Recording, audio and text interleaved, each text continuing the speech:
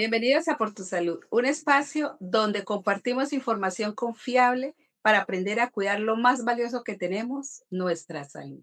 Hoy abordaremos un tema que cada día cobra mayor importancia, que afecta a millones de personas en el mundo. Más allá de la apariencia física, la obesidad es una enfermedad que puede aumentar el riesgo de poder padecer diabetes, enfermedades cardiovasculares y muchas otras complicaciones que impactan para nuestra salud. Para orientarnos en esta importante conversación, hoy nos acompaña una invitada muy especial, que es la doctora María Estri López, médica internista, quien nos va a hablar de este tema tan maravilloso y que nos afecta a nivel mundial. Doctora, bienvenida al programa Por Tu Salud. Muy buenas noches, Anita. Muchas gracias por la invitación. Estoy muy contenta de estar de nuevo por acá.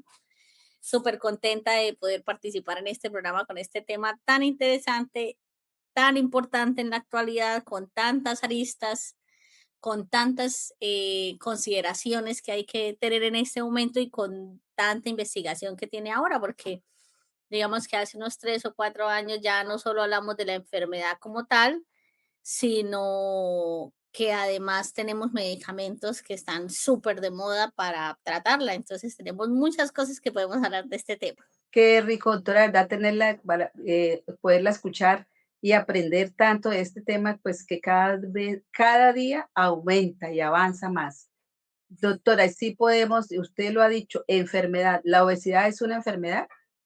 Sí, Anita, desafortunadamente durante mucho tiempo se consideró que era una condición, que era un aumento de peso progresivo, que dependía de qué otras enfermedades estaba asociada, pero con el paso de los años lo que hemos podido darnos cuenta es que incluso sin tener exceso de kilos en peso, el tener un porcentaje de grasa por encima del ideal hace que el cuerpo metabólicamente comience a funcionar mal.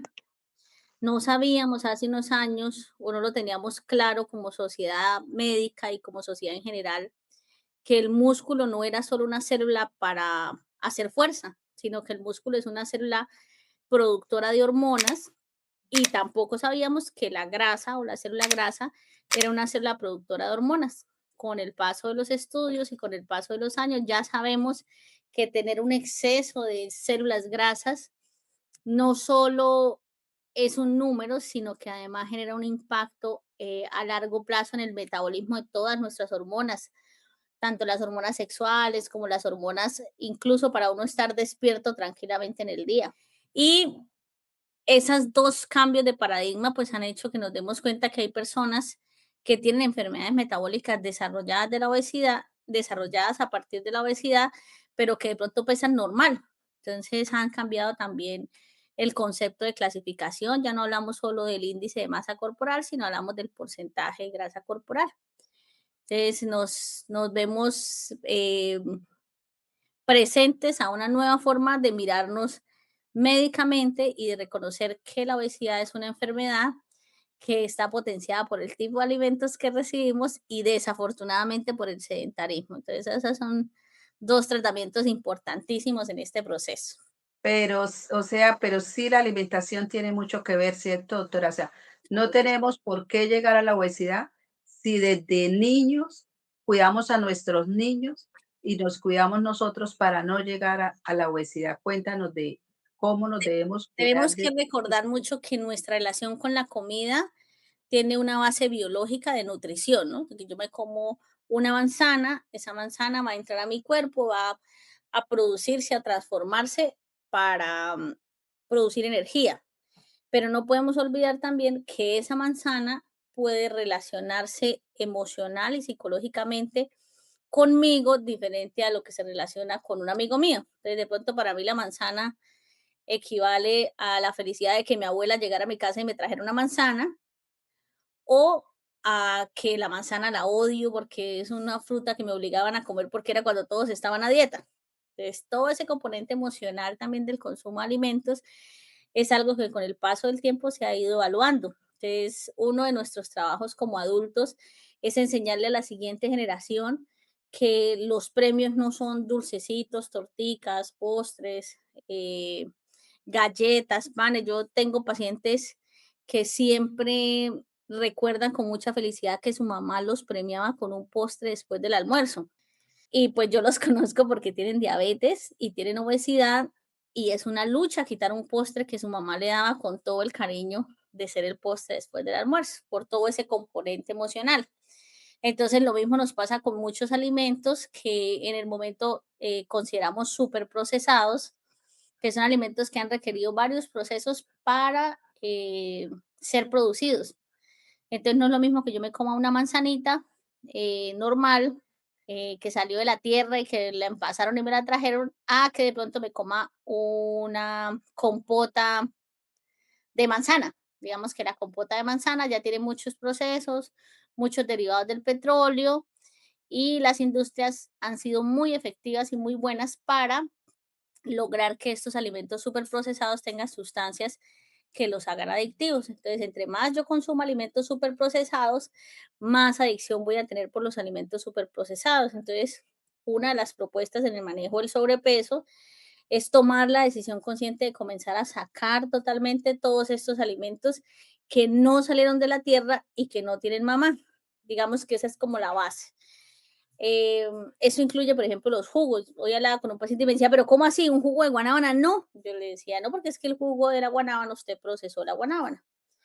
Cambió metabólicamente la presentación de la fructosa y al ponerla en líquido es muy fácil que ese jugo dispare el azúcar en una persona ya mayor. Entonces, la idea es acostumbrar a nuestros niños a que el jugo no es la respuesta, que se puede comer una porción de guanábana, una porción de naranja, una porción de mandarina y enseñarles eso desde niños. Es un proceso que va en doble vía, ¿no? Hay que enseñarle eh, a nuestros papás que durante toda la vida consideraron que los jugos eran muy buenos y enseñarle a nuestros hijos para que ellos sigan con esta nuevo enfoque de la alimentación de una forma permanente, no como si estuviéramos a dieta, sino como que fuera la nueva forma en que comemos permanentemente.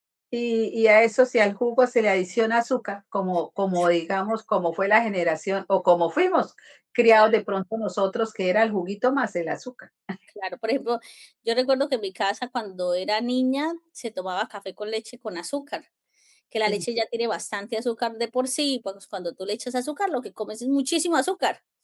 Entonces claro. estos niños no solo están desarrollando sobrepeso, no solo como adultos estamos predisponiéndolos a que aumente la cantidad o el tamaño de sus células grasas, sino que además aumentándole el número de células grasas. Entonces, un niño que antes de los 5 años come dulce, que sería lo ideal sería que no comiera ningún dulce antes de los 5 años. Un niño que come dulce antes de los 5 no solo se le aumenta el tamaño de las células grasas, sino la cantidad. Entonces son estas personas que le dicen a uno en consulta, doctora, yo nunca en la vida he sido delgado, yo siempre he sido gordo, porque los alimentos desde niños iban muy cargados de azúcar y todo este azúcar lo que hizo fue estimular las células grasas y como les explico, esas células grasas producen una estimulación hormonal y por eso estos pacientes que tienen sobrepeso suelen desarrollarse más jóvenes, usualmente las niñas pueden tener menstruaciones muy tempranas o desarrollo sexual muy temprano y pueden ser un poquito más pequeños.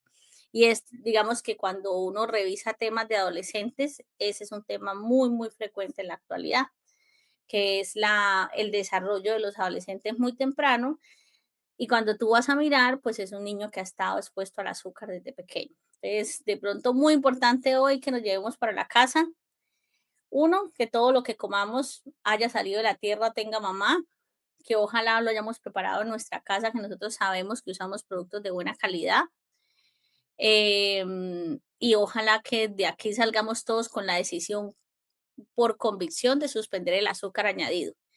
Y recordar que el azúcar añadido incluye la panela, incluye la miel, incluye estos como jarabes de maíz y todas estas cosas que endulzan, pero que no son azúcar directamente, pero que producen la misma estimulación de nuestras células del páncreas y de nuestras células grasas, Que la única azúcar que consumamos sea la de la fruta, pero sin procesar. sin procesar.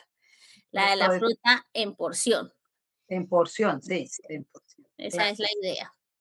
Y que Ah, acostumbremos a nuestra lengua y a nuestro paladar a que no esté intoxicada de azúcar. porque yo sé que muchos de los procesos cuando una persona comienza en con el plan de cambiar su vida, una de las cosas muy difíciles, por ejemplo, yo escucho gente que come fruta, pero le echa leche condensada por encima o crema de leche. Entonces pasas de estimular a tu lengua y a tu cerebro a altas cantidades de azúcar y desacostumbrarlo es un proceso duro. No vamos a decir que es fácil porque el azúcar perfectamente podría ser categorizado como una sustancia adictiva. Lo que pasa es que es una sustancia que socialmente está muy bien aceptada. Pero digamos que nosotros quisiéramos como médicos que pudiéramos categorizar el azúcar como una adicción para poder salvar a nuestra población de la obesidad. Recordemos que la obesidad no solo es como, digamos, el sobrepeso que yo me veo, sino las complicaciones a nivel hormonal, a nivel metabólico, las complicaciones óseas, la hipertensión temprana. Y algo que nunca hablamos de eso, yo siento que mis pacientes dicen, bueno, si yo tengo obesidad, voy a tener diabetes, voy a tener hipertensión, pero los pacientes olvidan que la obesidad está relacionada con entre 13 y 15 tipos de cáncer. Entonces, a veces le dicen a uno en la consulta, doctora, yo veo que la gente se muere ahora mucho de cáncer, ¿por qué será? Entonces, yo muchas veces les digo, bueno, ya sabemos cuánto pesaba esa persona. Una persona con obesidad tiene más riesgo de morir de cáncer de ovario, de cáncer de hígado, de cáncer de páncreas, de cáncer de mama, de cáncer de colon, de cáncer de estómago, de cáncer de vejiga. Entonces, esa parte de los cánceres a veces la vemos allá como lejana, como que le pasa a otros, pero un buen eh, porcentaje de grasa nos puede prevenir esas complicaciones. Entonces, digamos que estos cambios lo podemos hacer por amor a nuestra familia, por amor a nuestros amigos y por amor a nuestro propio cuerpo. Claro que sí. Doctora, ¿cómo saber si estamos en obesidad? Para allá iba, Anita. Mira, antes hablábamos del índice de masa corporal. Entonces, el índice de Sí, masa corporal era el peso dividido en el cuadrado de la talla. Entonces, eso era lo que antes hacíamos. Resulta que en ese rango de porcentajes se nos escapan dos grupos grandes de personas. Las mujeres que son muy delgadas y no tienen, o los hombres que son muy delgados y no tienen buena masa muscular, que tienen un porcentaje alto de grasa, pero usted los ve y no se ven gordos. Entonces, a veces hay pacientes que dicen, doctora, es que se infartó mi amigo, pero él no es gordo. Probablemente se infartó tempranamente porque pueda tener un porcentaje de obesidad, un porcentaje de grasa que está aumentado para él, así no se vea como en porcentaje de kilos. Uno ve mucho, por eso digo que mujeres, porque las mujeres hacemos lo primero que casi uno siempre hace en sobrepeso y obesidad es síndrome de ovario poliquístico. Entonces yo tengo pacientes delgadas que dan la consulta con síndrome de ovario poliquístico y me dicen de una, pero usted cómo me va a decir eso si yo ni siquiera tengo sobrepeso. Entonces tiene uno que explicarles, bueno, ¿qué es lo que pasa? Que si tienes un porcentaje de grasa corporal elevado, pues entonces eso va a hacer que el exceso de grasa estimule hormonas y te termine produciendo el ovario poliquístico, así tú te veas a grandes rasgos como si no tuvieras obesidad. Entonces es importante recordar que el índice de masa corporal hace la diferencia, perdón, el porcentaje de grasa corporal es lo que hace la diferencia más que el índice de masa corporal. Y tenemos otra clasificación, ahorita la obesidad ha tenido varios cambios en clasificaciones. El porcentaje de grasa corporal en hombres, más o menos entre 21, entre 20 y 25, 26 debe ser lo ideal. Y en mujeres entre 28 y 32 o 33. Existen aparatos para medirlo, la bioimpedanciometría, la osteodensitometría, pero si ustedes entran por internet rápidamente, pueden encontrar calculadoras de porcentaje de grasa en donde le tienen en cuenta circunferencia del cuello, circunferencia de la cintura y circunferencia de la cadera. Eso impacta mucho. Lo otro que podrían hacer de pronto si quieren tener una aproximación más fácil es circunferencia de la cintura sobre circunferencia de la cadera. También es un valor que cuando está por encima de 0,7 nos habla de que estamos acumulando grasa a nivel abdominal, que es una grasa que tiene un componente metabólico más malo. Y tenemos la clasificación clínica de la obesidad, que se clasifica como en obesidad preclínica y obesidad clínica. Entonces, la obesidad clínica es esa obesidad que desencadenó ya una enfermedad. Entonces, síndrome ovario poliendocrino metabólico, que es el nuevo nombre de lo que llamábamos antes ovario poliquístico, lo que llamamos la esteatosis hepática o el hígado graso, la hipertensión, la diabetes, algún cáncer. em, Todas estas se considera obesidad clínica porque son complicaciones asociadas a la obesidad. Y en esa clasificación tenemos pacientes que o no han desarrollado estas enfermedades o ya las desarrollaron y las enfermedades están estables o controladas. Ese es un gran porcentaje de pacientes que le dicen a uno, yo soy feliz con mi sobrepeso, tráteme solo la hipertensión y la diabetes.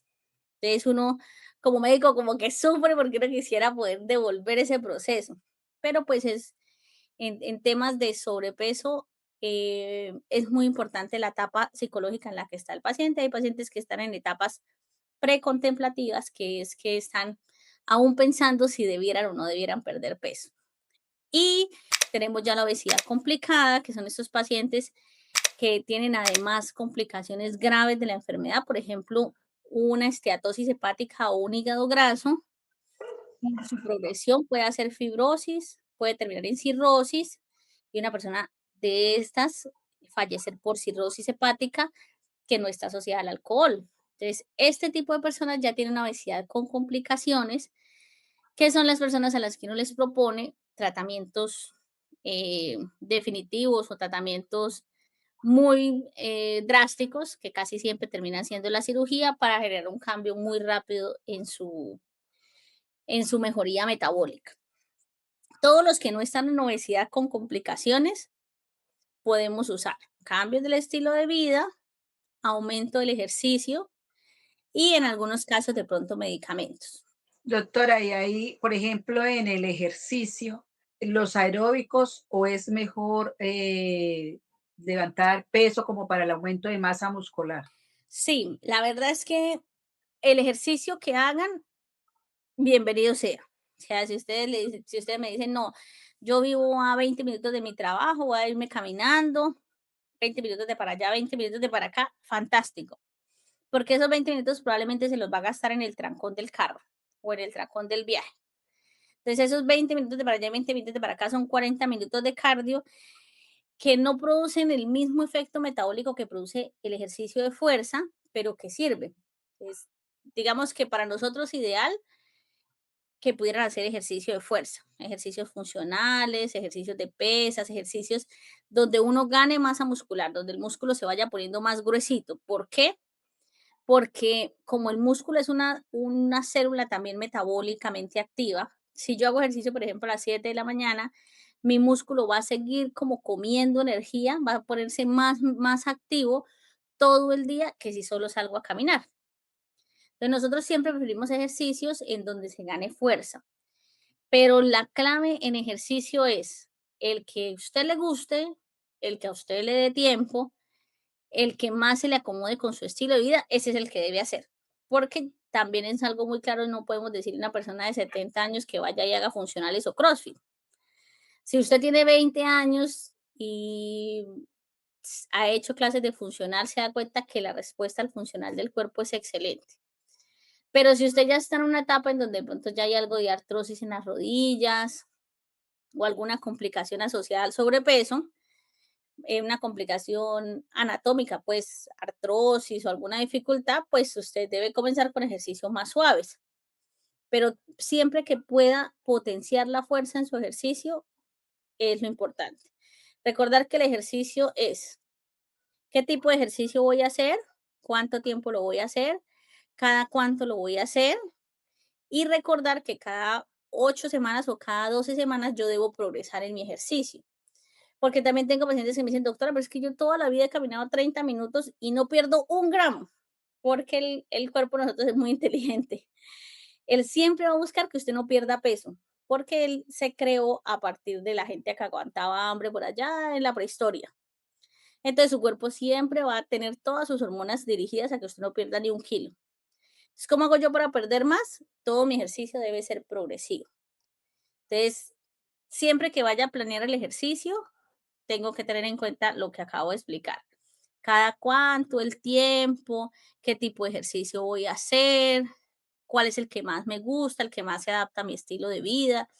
Por ejemplo, estos días que estamos en mucho calor, pues yo no le recomendaría hacer ejercicios al aire libre por el riesgo de los golpes de calor, pero en el momento actual en el que estamos, tú pones YouTube, pones unos videos y puedes hacer 10 minutos de ejercicio.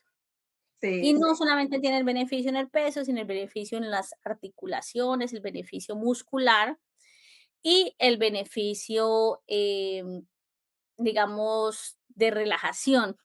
Hay algo que yo siento mucho en los pacientes cuando llegan con obesidad, que es como sentirse en lo hondo, en lo más hondo, de lo más profundo, de no encuentro cómo salir de esto tan grave. No me dan ganas de hacer ejercicio, tengo apnea del sueño, entonces duermo muy mal de noche, todo el día tengo sueño. O sea, todas las cosas, todas las complicaciones de la obesidad que aparecen y de pronto como que los arropan y quedan allá encerrados en esa crisis. Los invito a que comiencen los cambios primero con el ejercicio. El ejercicio les hace estirar, les disminuye los calambres, les hace tener una mejor mañana, una mejor noche. Y lo más importante, nuestro cuerpo está hecho para hacer ejercicio, pero no le gusta. Entonces, el ejercicio no es una decisión de motivación, no es que yo todos los días me levante motivado a hacer ejercicio, sino que yo decido hacer ejercicio todos los días, así como decido lavarme los dientes, así como decido cambiarme de ropa, así como decido bañarme. Uno no dice, uy, me levanté motivadísimo a bañarme. No, usted se baña porque hace parte de su rutina. Lo mismo debe hacer con el ejercicio. Y recordar siempre que cuando vayamos a escoger una actividad lúdica, ojalá sea una con ejercicio. Entonces, si mi actividad lúdica va a ser encontrarme con amigos a comer, pues entonces decirle, no, vamos y hacemos una caminata 30 minuticos al parque o vámonos caminando al restaurante para que aprovechemos a hacer ganancia de ejercicio, ganancia de calorías, pues, o gasto de calorías antes de ir a hacer un dejuicio, de ir a comer por ahí en un restaurante. Recordemos que en obesidad hay dos factores muy importantes, lo que como versus lo que gasto. Esos son los básicos. Y a partir de ese alrededor, hay varios que se suman, que son las hormonas, que digamos que yo sé que las personas que nos están escuchando han escuchado esto 100.000 veces, el cortisol, la testosterona, la insulina, que suma a todo ese compuesto de la obesidad y que le echamos la culpa. Nosotros le echamos la culpa como que no, eso debe ser que tengo el cortisol alto por el estrés, pero cuando yo comparo lo que como versus lo que gasto, pues es más lo que como que lo que gasto, entonces la pérdida de peso pues no se va a dar. Recordar que un solo pecadito a la semana me cambia todo el perfil de alimentación. Digamos que yo toda la semana comí verdura con carne, verdura con pollo.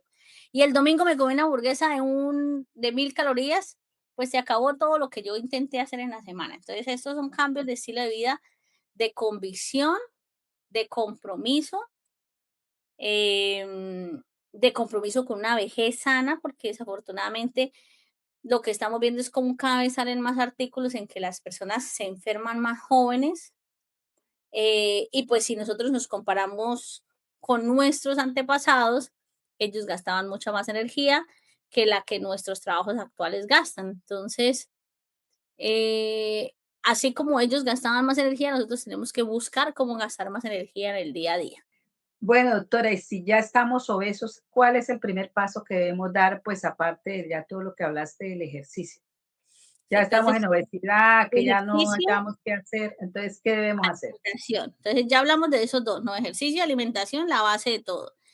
No puedo yo pensar que voy a comprarme la inyección de moda para perder peso y solo con eso, porque si yo uso la inyección de moda, pero desayuno aguapanela con pan o café con leche con pan y ceno café con leche con pan y almuerzo una hamburguesa o una pizza, la inyección sí me disminuye la cantidad de comida que voy a comer, pero yo me voy a desnutrir. Entonces usted comienza a ver gente diciendo, no, yo usé la inyección y me puse mala de no sé qué, me puse malo de no sé qué. Eso les pasa porque la inyección no es mágica, la inyección hace parte del tratamiento no farmacológico de ejercicio y cambio total del estilo de vida. Entonces, dentro de las opciones farmacológicas tenemos algunas tabletas, De hace muchos años existe una tableta que se llama Orlistat, que lo que hacía era que producía eliminación de grasa en las deposiciones o en la materia fecal. Personalmente es un tratamiento farmacológico que no me gusta porque les genera a los pacientes diarrea explosiva, malas experiencias de pronto cuando salen a la calle y comen algo de mala calidad. Entonces, pues es uno de los tratamientos que existe, pero no es una recomendación muy buena.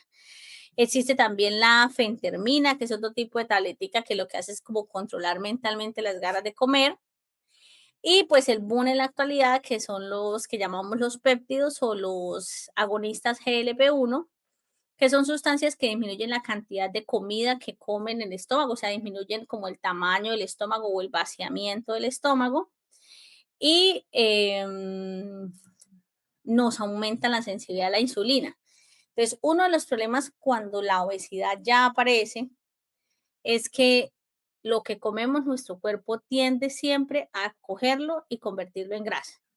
Entonces, este tipo de medicamentos que tienen varias marcas, que estamos en la lucha médica porque las personas usen los que ya salieron al mercado, los que están avalados por la FDA y por la EMA. Tenemos una crisis ahorita porque hay muchos péptidos similares o agonistas GLP-1 que están siendo falsificados o están circulando a nivel mundial, presentados como si fueran para perder peso, pero que no han salido al mercado ni siquiera los originales. Entonces, un medicamento que no ha salido al mercado el original, pues imagínese la copia o el que están fabricando en laboratorios pequeños, cuál podrá ser su calidad.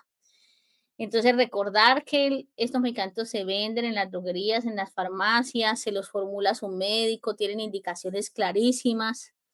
Recordar que las indicaciones claras son metabólicas, también articulares, un paciente con artrosis, con obesidad. Por favor, tengan mucho en cuenta que si no tienen obesidad y complicaciones metabólicas, es mejor que eviten estos medicamentos porque no son medicamentos inocuos, son medicamentos que pueden tener algunos efectos adversos y que nosotros como médicos, digamos, a lo que más le tenemos preocupación es a las complicaciones de hipoglicemia, o sea, bajonazos de azúcar. Entonces, a veces uno ve personas en redes sociales hablando de cómo se complicaron con hipoglicemias por el uso del medicamento sin una indicación médica o autoformulados o los compraron sin indicación médica, sin saber los efectos del medicamento. Son medicamentos excelentes y pueden uno tener una pérdida de peso con estos medicamentos de entre 5% y hasta 20% de el porcentaje de grasa corporal, pero tenemos que recordar que como se disminuye lo que podemos comer, es clave que estemos comiendo bien. Y es muy clave, yo a todos los pacientes que usan este medicamento les digo, siempre que uses el medicamento, tienes que tener 3 meses de ejercicio de pesas o funcional o fuerza antes. No lo arranques solito, porque lo que vas a ver es cómo pierdes la grasa, pero pierdes masa muscular. Y si hay algo triste es uno levantarse y verse esas piernas así todas escurridas porque no tiene uno nada de masa muscular, que sale y camina 10 minutos y se siente que se muere de cansancio porque no tiene energía ni para salir. eh, y que pues eso finalmente termina en sarcopenia y en debilidad muscular y en cansancio excesivo. Entonces los productos, los péptidos o los agonistas LP1 para la obesidad tienen una excelente evidencia, pero siempre recomendados y acompañados por un médico. Eh, Estamos esperando otros que al parecer van a lograr pérdidas de peso más grandes. eh, Desafortunadamente llegan costositos. Y por último, tenemos como tratamientos los tratamientos quirúrgicos. Digamos, como en el intermedio está el balón gástrico, que es un tratamiento como a corto plazo, que ayuda a perder un peso intermedio, no es para una obesidad grande, más bien un paciente con un poquito de sobrepeso o una obesidad leve. Y las cirugías que tenemos la manga gástrica, que es que le quitan un pedacito de estómago, o el bypass gástrico, que le hacen como una reacomodación para disminuir la absorción de nutrientes. Que es muy importante que tengamos en nuestra mente, muy, muy importante. Les digo yo a todos los pacientes que van a comenzar un proceso de pérdida de peso, el primer trabajo es suyo y es hacerse la cirugía cerebral. Y todos me miran y dicen: "¿Cómo así que la cirugía cerebral, doctora?". Entonces yo les digo: "La cirugía cerebral es que yo tomo la decisión de que voy a cambiar mis hábitos". Una de las cosas que tenemos dentro de nuestros hábitos, que desafortunadamente es de esta sociedad occidental, es que comemos hasta que ya no podemos más. O sea, uy, hasta que mi estómago recibió un 110% de lo que podía comer. Cuando yo le meto a mi estómago más de lo que él puede recibir, él tiene que agrandarse. Entonces yo paso de tener una cerecita de estomaguito cuando nazco a tener un estómago de 2 kilos. Si mi estómago ya mide 2 kilos, así yo haga ejercicio, así yo haga dieta, así yo use las inyecciones para perder peso, cuando yo suspenda o cuando baje la intensidad y vuelve y me coma 2 kilos de comida en cada comida, me voy a volver a engordar. Esos son los pacientes a los que yo les dice, su tratamiento, su mejor opción es la cirugía. Pero cuando usted va a la cirugía ya se ha tenido que operar el cerebro, cambiar el chip. No me voy a sobrellenar, no me voy a embutir comida, voy a masticar cada bocado por lo menos 20 a 30 veces. Esa indicación es una indicación fantástica. Si nosotros le damos tiempo a nuestro cerebro que entienda que el bocado que comimos bajó al estómago y ocupó un espacio, yo me lleno más rápido. Probablemente un 20 o un 30% más rápido. O sea, si me comía 1 kilo, me va a comer 700 gramos. Pero nosotros en la sociedad actual lo que hacemos es, tengo que ya irme a hacer otra cosa, me lo como súper rápido. Entonces, la masticación lenta para permitir que el proceso de la digestión se lleve a cabo, le permite a que las hormonas que produce el estómago estimulen a nuestro cerebro y le digan, ojo, nos llenamos. Al ya estar llenos, yo puedo parar de comer. Eso también es algo muy importante. Cuando yo tenga mi plato lleno, no siempre me lo tengo que comer al 100% como nos enseñaron en la cultura latina, que me tengo que comer todo lo que me sirvan, ¿no? Puedo Sí. comerme lo que mi estómago le quepa antes de que me sienta súper repleto y eso va a evitar que mi estómago sea grande con el tiempo. Esa es una de las cosas que podemos hacer con los niños para que sus estomaguitos no se agranden a largo plazo y no tengan que estar sufriendo de temas de obesidad, ya cuando de pronto la decisión de hacer una cirugía se viene, digamos, muy de frente, porque ya dice uno, es imposible que a punta de dieta y ejercicio compense 2 kilos de estómago o más. Ahí Eso es nos toca manejar muchísimo la parte mental, ¿no? Hay que manejar sí, muchísimo, hacerse la muchísimo esa cirugía cerebral, cambiar a la totalmente el estilo cirugía de cerebral. vida. Sí. Yo, por ejemplo, una de las cosas que le digo a mis pacientes, a veces uno dice, vamos a celebrar torta, vamos a celebrar postre. No existen opciones saludables, fruta, Sí, sí, pueden muchas, festejar con un muchas paseo. opciones hay. Y Entonces, doctora, ¿qué hay de cierto que nuestro estómago y lo que debemos comer es lo del puño de nuestra mano, que nuestro estómago es grande como es el puño de nuestra mano, de cada uno de nosotros, pues de acuerdo al tamaño? ¿Qué opinas de ese tema? no es una situación que sea directamente proporcional y nuestro estómago puede responder o distenderse dependiendo del tipo de comida que comamos. Por ejemplo, si yo los invito a que se coman una ensalada con una pechuga, ustedes se comen la ensalada, la pechuga y probablemente les entre 500 gramos. Pero si yo Ah, les presento una hamburguesa, mejor dicho, con todos los procesados, no sé qué, de pronto les quepa la hamburguesa de 1 kilo. Entonces, nuestro estómago, al ser un músculo, él se puede sobredistender para permitir que entren comidas que sean muy sabrosas al paladar. Y cuando comemos algo que no está sabroso, como una lechuguita o como unas verduritas, él no se distiende tanto. Una de las cosas que a veces cometemos dentro de los errores de la alimentación es que tomamos, por ejemplo, cosas con gas y el gas de por sí agranda el estómago. Entonces, ya cuando yo me tomo una gaseosa o tomo agua con gas, le cabe más comida al estómago porque el gas genera espacio. Entonces, le permite a la persona comer más. Por eso, pues las recomendaciones es nada de productos procesados, incluyendo las cosas que tienen gas, para evitar que ese estómago se sobredistienda y me dé más hambre. y ni líquidos con esos alimentos, ¿cierto, doctora? Idealmente, los sólidos deben ir en un momento y el Sí, líquido lo único que va a hacer es sobrellenarme. Entonces, esperar 1 hora o 2 horas para tomar el líquido que vaya a tomar, que ojalá sea líquido sin azúcar. Hay Si yo estudios consumo las que 2 cosas, se me va a sobrellenar el estómago y yo lo voy a agrandar a largo plazo, que es como la parte de las situaciones en las que nos vemos abocados en la adolescencia, juventud, y que ya cuando nos instauramos en la edad adulta, que ya no hacemos tanto ejercicio, que ya estamos muy quietos, se convierte en la obesidad fácilmente. hay estudios que dicen que debemos tomarnos el líquido una hora antes. Sí, puede ¿Para ser, para o qué? Para que nos dé incluso más saliva y poder masticar bien sin necesitar que tomar líquido. o incluso media horita antes para hidratar el cuerpo y que sea más fácil para el cuerpo digerir los alimentos, sí, es cierto. Y obviamente líquidos sin azúcar. Líquido sin azúcar, claro que sí. Sí, sí, sí, sí, sí. Doctora, muchísimas gracias. Qué lástima que el tiempo se nos agota, Ay, sí, qué pesar, Anita, es un pero tema muy interesante. muy Cualquier cosa a la interesante. orden, en quien esté interesado, yo trabajo mucho este tema, lo trabajo desde la parte médica, desde la parte farmacológica y también hago parte de un grupo en el que se trabajan cirugías en Colombia. Hacemos parte de un grupo grande, muy bonito, una nutrióloga, una deportóloga, un psiquiatra, meditación, el cirujano que opera y yo como internista para apoyarlos en el proceso de los medicamentos y de todo el manejo no farmacológico y farmacológico. Es un tema que me gusta realmente muchísimo eh, y que siento que hago parte como de ese grupo de personas en el mundo que tenemos como meta lograr que nuestros pacientes cambien sus estilos de vida, tomen decisiones más saludables y que le enseñemos eso a nuestros niños. Qué lindo, sí.